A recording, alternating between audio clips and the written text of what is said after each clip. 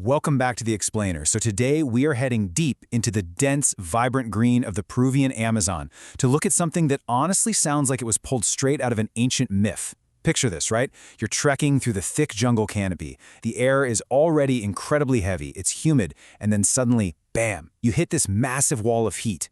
You push through the foliage expecting a clearing, but instead you stumble on a river. But this isn't the cool, refreshing water you'd expect to see winding through the rainforest. No, this water is churning, it's steaming, and it's radiating an absolutely massive amount of energy. We are talking about the boiling river of the Amazon. It's a geographical anomaly that completely throws our fundamental understanding of how the natural world is supposed to work right out the window. Let's just dive right in and establish the sheer reality of what we're looking at here, because it is wild. Imagine a jungle river that is literally boiling, but without any of the usual geographical culprits. I mean, there's no lava. None.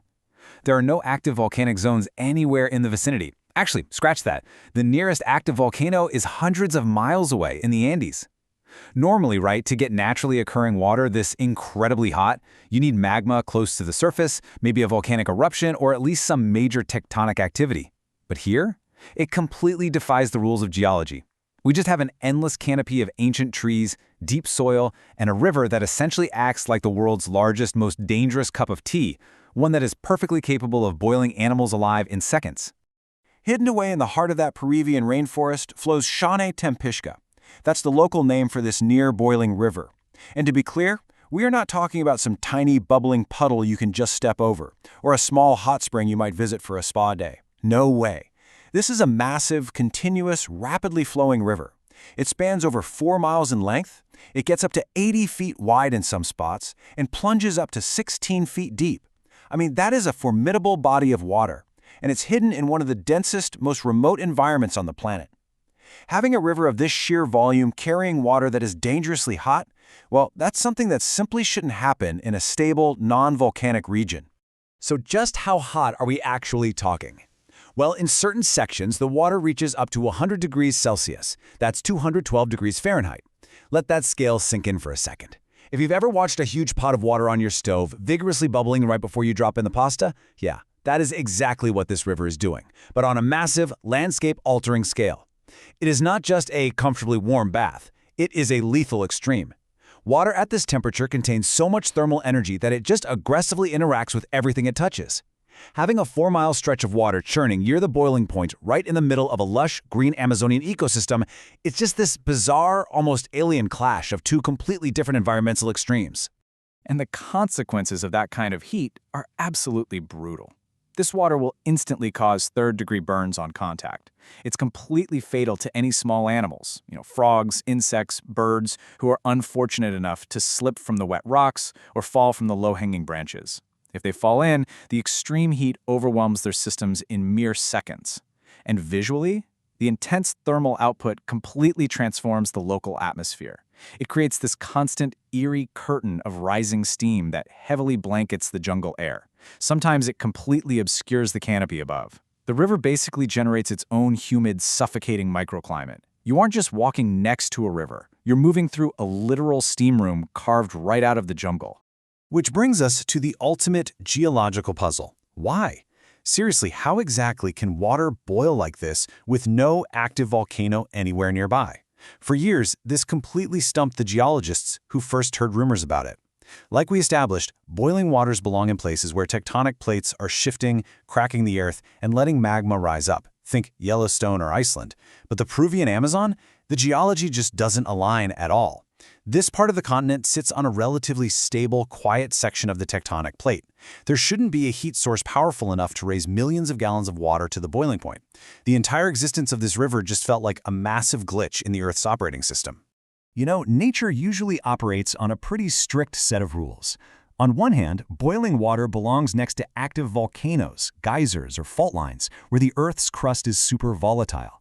But on the other hand, the Amazon's boiling river is situated far, far away from any of that volatility. It's right in the middle of a dense, stable rainforest. It completely breaks the established pattern. It simply shouldn't be there. And yet, it flows through the jungle every single day, stubbornly refusing to conform to the geologic textbooks. The contrast is just staggering. You have this lush, biodiverse jungle, teeming with life that needs specific, moderate conditions to survive, being violently intersected by this sterile, scalding flow of water that represents pure geothermal aggression. Okay, so how does the scientific community actually explain this anomaly? Well, they point to a massive, unusually deep geothermal plumbing system. Let's trace the journey of this water because it's fascinating. It starts out as totally ordinary rainwater falling maybe as far away as the Andes Mountains. This water seeps deeply underground, filtering through highly porous sedimentary rock. It travels exceptionally far down into the Earth's crust, we're talking miles below the surface. Down at those extreme depths, the Earth's natural geothermal gradient is incredibly intense. The water heats up tremendously just from the ambient heat of the deep Earth. Then, finding a major fault line acting like a high-pressure vent, it gets pushed back up to the surface at an incredibly rapid pace, superheated and ready to boil. It's basically like a giant natural underground circulatory system operating silently miles beneath the jungle floor. But the science, the tectonic faults, that deep earth plumbing, that's really only half the story here. To the locals who have lived alongside it for generations, this river is Shanai Timpishka. It's a deeply resonant name that roughly translates to boiled with the heat of the sun. I mean, what a phrase, right? It perfectly captures the awe-inspiring nature of the location. Because for the local indigenous communities, this river isn't just a fun scientific puzzle waiting to be unraveled by foreign geologists. It holds a profound cultural and spiritual significance that defines their entire relationship with the surrounding rainforest.